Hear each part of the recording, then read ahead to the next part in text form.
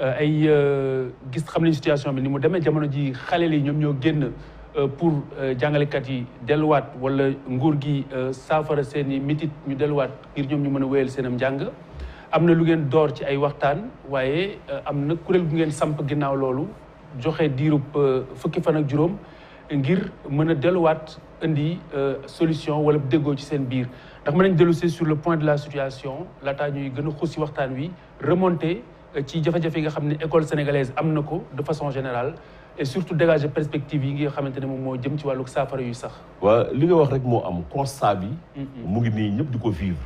mu naqari ñëpp mooy jàngalekat yi demuñu cours élèves yi jànguñu te élèves yi jàngul mooy élèves yi nga xam ne dañ leen impacté woon si Covid bi. élèves yi jànguñu élèves yi ngi si mbedd mi livrés à eux-mêmes des fois sax vandalisme di am ñu leen di gazé. ñu siy gaañu situation bu dramatique. maintenant comme li nga wax dafa am solo. mooy d'abord nañu xaw a pointe tuuti causes yi dafay am solo parce que également même médecin balaa muy faj day diagnostiquer. soog a également xool thérapie bi.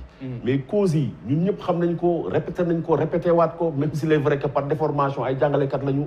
mooy ñun mënuñu fi toog 2014 ñu déggoog nguur gi mu am ponk bu am solo. mooy surtout yeneen ponk yëpp am na solo. ñu accepter ñun différer système de rémunération bi nga xam ni ñëpp gis nañu ni. dafa injuste nguur gi jox ñu délai nguur gi jël ay plus de 500 millions. wut benn cabinet bi jox ko ay conclusions ñu interpeller ko et le camarade Abdoulaye Ndoye que je salue au passage chaque année au moins le CUSEMS le fait pour nous.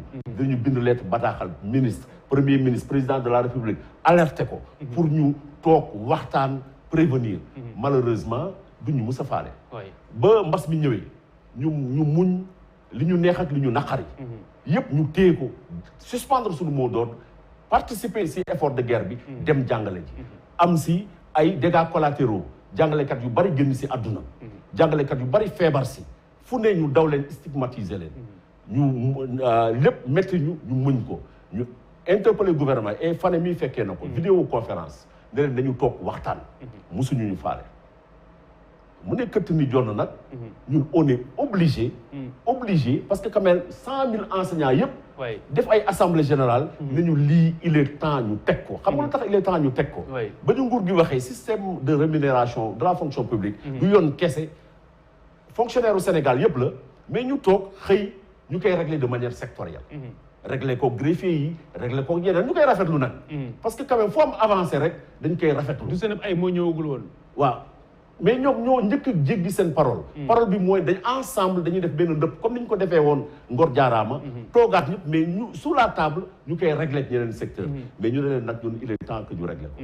il est temps ñu régler ko ñu interpeller leen faale ñu ba yëf yi méttee nag. c'est la ñu wootee barki démb ñu rencontré jeudi bi ba ñu ñëwee au lieu ñu joxe ay propositions ñu ne ñu waa yéen joxe leen ay propositions ñu leen vraiment état dafa war a responsable munoo yor ministère de la fonction publique ministère des finances am de hauts cadres boobu ba tey am également des briques de solutions des briques de recommandations si étude MGS Afrique bi ñu indiwoo ay proposition naan ñu indi leen proposition yéen da ngeen di caaxaan te ñii fekkee nañ ko li may wax mun na ko confirmer wala infirmer nii ñun nous sommes prêts soo leen ñu wooye suba parce que état ngeen yor l'état mun na def lépp mun ngeen commanditer tout de suite des recommandations wala des propositions ñu daje dès demain ñu confronter peut-être on va trouver une solution ñu naan ñu dans 15 jours ñu leen dans 15 jours sori dafa sori est-ce que dans 15 jours également tegu leen dara suñu loxo est-ce que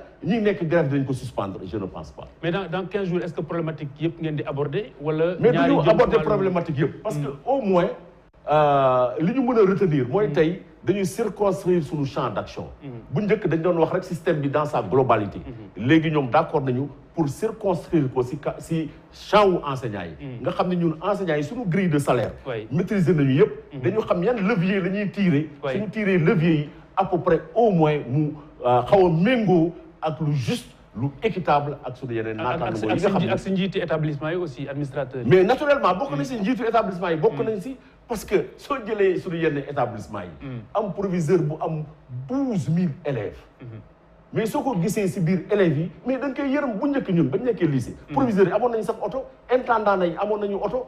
mais léegi dañu déconstruire ce mythe là. cloche dañ ko déconstruire clochardiser leen.